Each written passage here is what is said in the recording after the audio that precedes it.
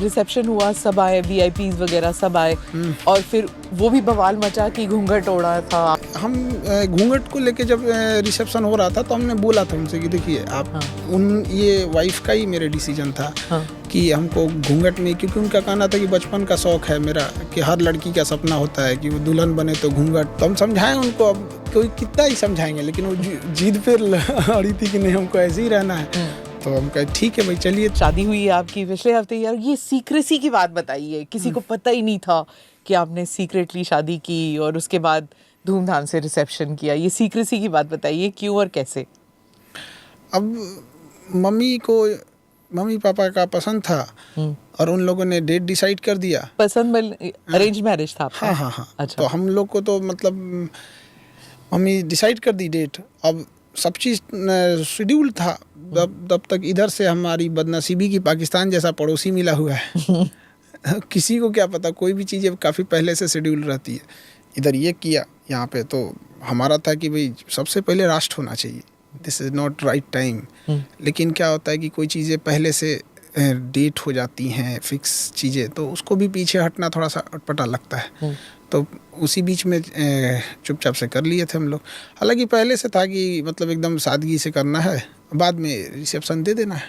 पर कैसे हुआ कि लोगों को पता ही नहीं लगा? पटना में हुई ना शादी आपकी? नहीं, किसी को नहीं पता है कहाँ हुई थी। ओह, ये भी सीक्रेट है।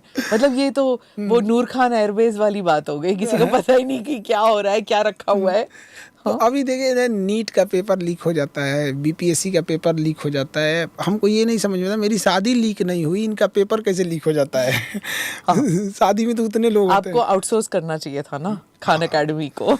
तो उन लोग को पता नहीं क्यों ऐसे हो जाता है। उन लोग हमारा तो कहीं से नहीं हो, इवन कि ड्रोन ना हो, मतलब एक चीज़ का डर था कि कहीं ड्रोन से ना रिकॉर्ड हो जाए, तो ऊपर से भी कवर करा दिया गया था जहाँ पे आपका निकाह हो रहा था। हाँ। क्या लगाया आपने? टेंट लगाया? हाँ, वो सारा चीज़ें वो पैक कर दिया गया, कंप्लीट पैक टेंट। तो लोगों ने क्या सोचा फिर कि क्या मतलब बारात निकली होगी, कुछ तो निकला होगा? कैसे आप गाड़ी में गए, कैसे गए आप? तो नॉर्मल जैसे सब गए, गाड़ी से ही गए थे वहाँ पे। बट किसी को पता नहीं लगा था कि क्या है क्या नहीं। हाँ।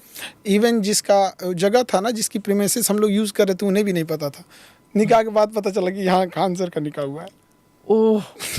पर फिर जब आपने तय किया कि ऐसे सीक्रेसी में शादी करनी है, तो आपकी जो अब वाइफ बनी है वो अग्री कर रही थी? क्योंकि जिंदगी में एक बार शादी होती है, धूमधाम से सब करना चाहते हैं।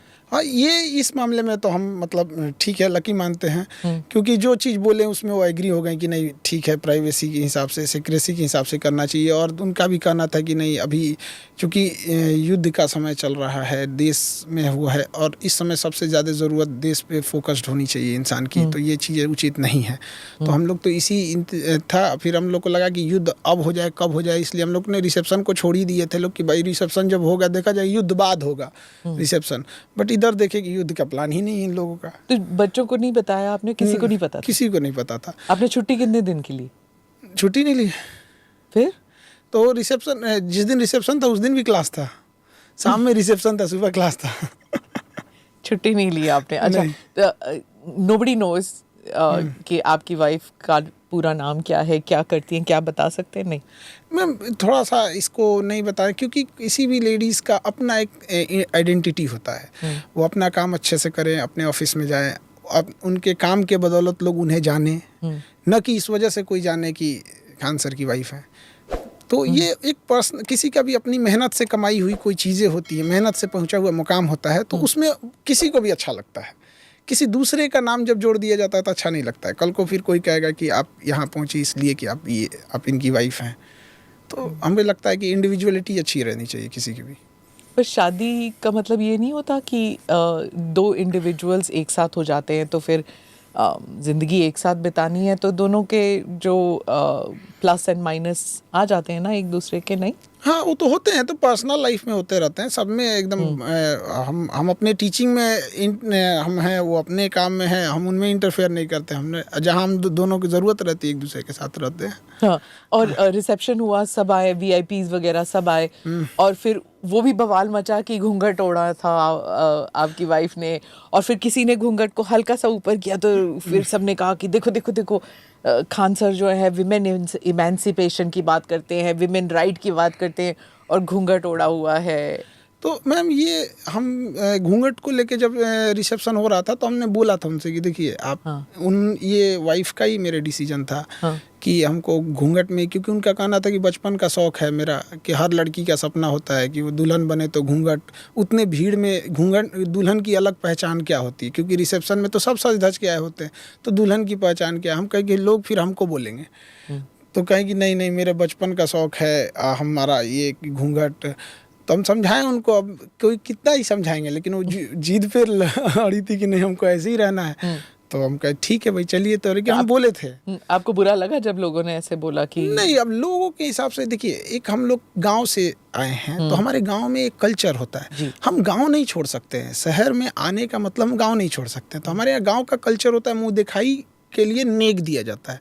तो जो औरतें होती हैं या जो छोटे होते हैं उम्र में, वो मुंह दिखाई नेक देते हैं, लेकिन जो भसुर होते हैं, जो बड़े होते हैं एज में, आज भी ना मेरी मम्मी भी मतलब जो भसुर में आते हैं तो वहाँ पे भी थोड़ा सा ऐसे कतरा के निकल जाते हैं लोग। तो थोड़ा सा वो गाँव वाला चीज़ रहता है कि भाई उसमें तो सीनियर भी आएंगे एज में, और कुछ जैसे गवर्नर सर तो एकदम मतलब पिताजी के एज के आएंगे वहाँ पे, तो वहाँ पे एक ठो गाँव वाला भी कल्चर रहता है। और हमारी भारत की संस्कृति थी, इसमें ना कोई किसी रिलीजियस संस्कृति से तो थी नहीं यहाँ, ये तो एक इंडिया की कल्चर थी। हालांकि हम समझाए थे, लेकिन होता है क्या कि हम थोप नहीं सकते ना अपनी चीज़ों को, नहीं आप ऐसे मत कीजिए। उनका शौक था घूंघट करने का, तो वो करियर वाली हैं, मतलब वो काम पे जाती हैं।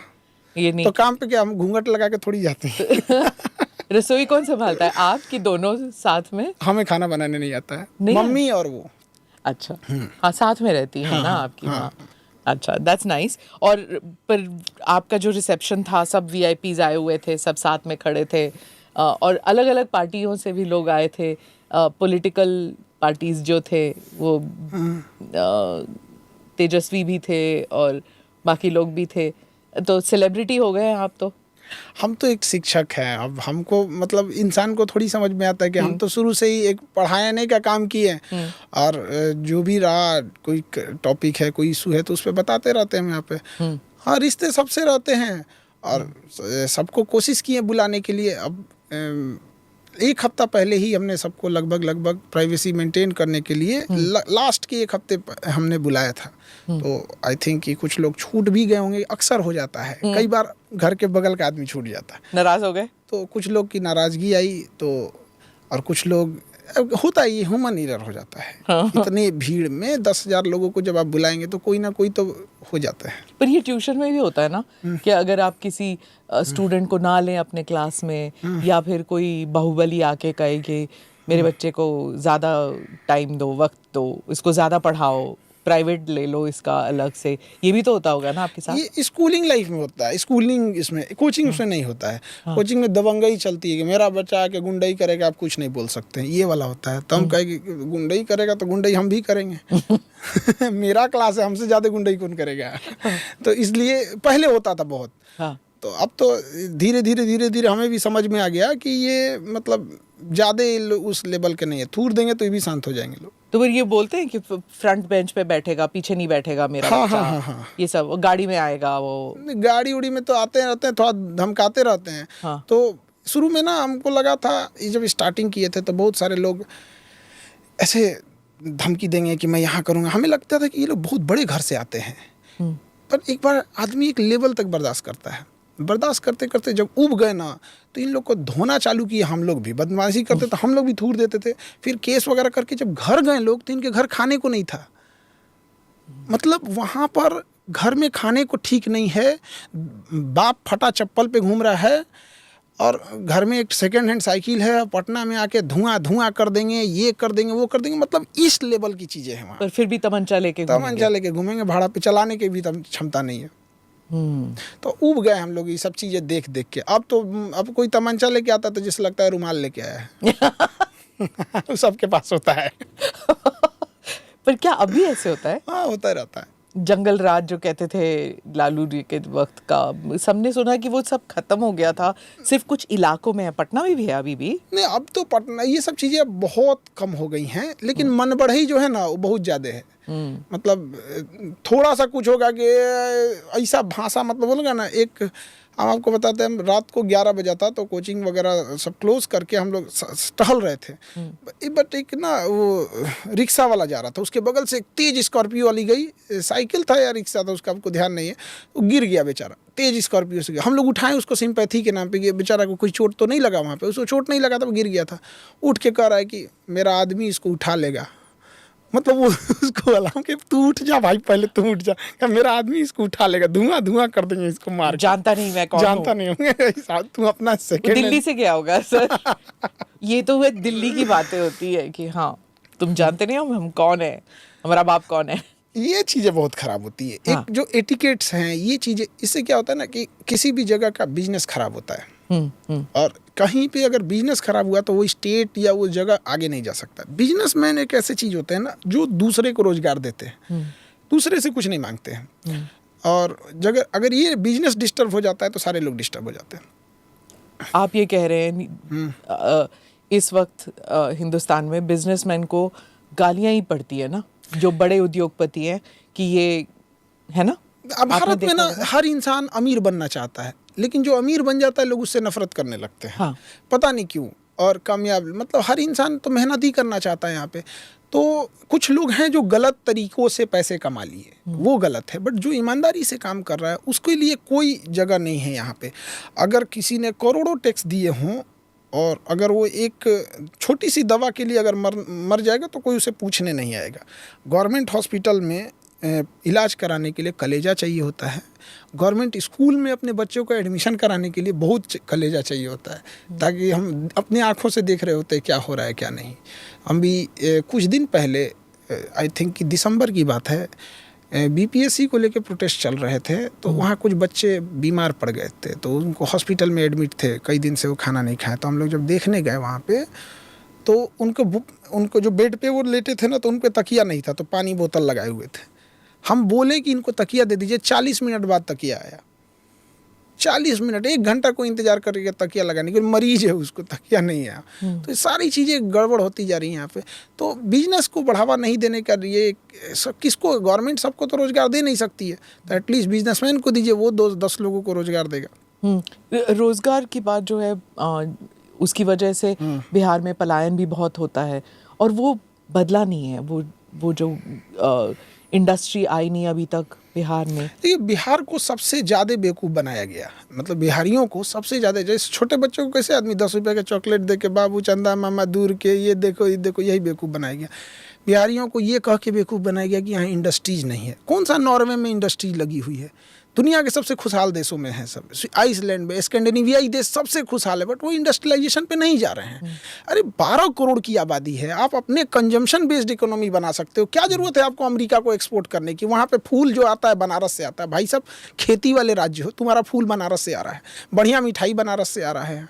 कम से कम जो ज़रूरत के ब्रेड यूपी से सप्लाई हो रहा है, बिस्किट सप्लाई हो रहा है। अब पेप्सी का प्लांट लगने गया, तो जो ज़रूरत की चीज़ें हैं वही बना ले लोग, तो वहाँ के लोगों को रोज़गार मिल जाएगा। तो लेकिन एक दूर का सपना दिखाइए ताकि पास में किसी को समझ में ना आए। तो वहाँ बिहार में सबसे बड़ी जो कमी है वो वहाँ के लोगों के पास पैसे नहीं है, और पैसा बहुत मायने रखता है किसी के लिए। अगर कोई किसी के होटल है, वहाँ पे सारा मेहनत एक कारीगर का होता है जो नीचे किसी किचन में बैठ के काम कर रहा है, उसके पास पैसे नहीं है, इसलिए वो होटल के वो कारीगर का काम कर रहा है। जिस दिन उसके पास पैसे आएंगे वो अपना होटल खोल लेगा। सारा खेल पैसे की चल रही है यहाँ पे। सैलून की दुकान पे कोई बाल काट रहा है, उसके पास पैसे आएंगे, वो अपना खोल सकता है। तो वहाँ पैसे का अभाव तो है। कैसे होगा ये फिर? कैपिटल देखिए, सरकार को कुछ या कोई एजेंसीज को पब्लिक को कैटर करना चाहिए, उनको वेल ट्रेंड देना चाहिए, फिर उनका एक एग्ज़ाम लेना चाहिए जो प्रैक्टिकल बेसिस पे हो और थ्योरी बेसिस पे हो। जब वो पास हो जाएं, उस लेवल के आ जाए कि इनके पास ये जानकारी हो गई। जैसे सपोज कीजिए कोई गाय पालना ही चाहता है, उसको पता ही नहीं है कि 30 लीटर पानी पिएगी तब जाके 10 लीटर दूध देगा। उसको 30 लीटर पानी उसको समझ में नहीं आ रहा है। वहाँ पे उसको छोड़ दिया है वैसे ही कि कब उसको कैल्शियम देना चाहिए, कब नहीं देना चाहिए, उसको कोई आइडिया नहीं है, पाले जा रहा है वो। कोई भी चीज़ बिजनेस खराब कर रहा है वहाँ पे। तो जब उसके पास चीज़ें आ जाएं, उसके पास नॉलेज आ जाए, तो उसको आप एक लोन के फॉर्म में दीजिए, और लोन पैसे के रूप में न दीजिए। जिस चीज़ के लिए वो लोन दे रहा है, एक पूरी एजेंसी हो, वो चीज़ उसको प्रोवाइड कराई जाए उस बिजनेस में, ताकि वह तो एक तो वहाँ के लोगों पर पैसा नहीं है, उससे ज़्यादा समस्या है कि पैसा आने के बाद उड़ने लगते हैं लोग। ऐसा मतलब कि हम EMI पे बोलेरो ले लेगा तो पूरा भर गाँव घुमाएगा, ले हमसे बड़का रंगदार कौन। आप अपने धंधे में नहीं लगाएंगे। नहीं, रंगदार मतलब एक तरह से गुंडा, तो इसको शान समझ रहा है, हमरा से बड़का रंगदार कौन। मतलब समझिए क्या लेवल जा रहा है यहाँ पे। आप समझिए वहाँ के लोगों की मेंटेलिटी कैसे खराब कर रहे हैं। तो वहाँ एक तो कैपिटल खराब कर दिया लोगों के पास, लोन। और वहाँ के लोगों को अगर इनकम लोन दीजिएगा तो इनकम समझ जाते हैं उसको। मतलब लोन दे दिए ना तो वापस आना बड़ा मुश्किल है।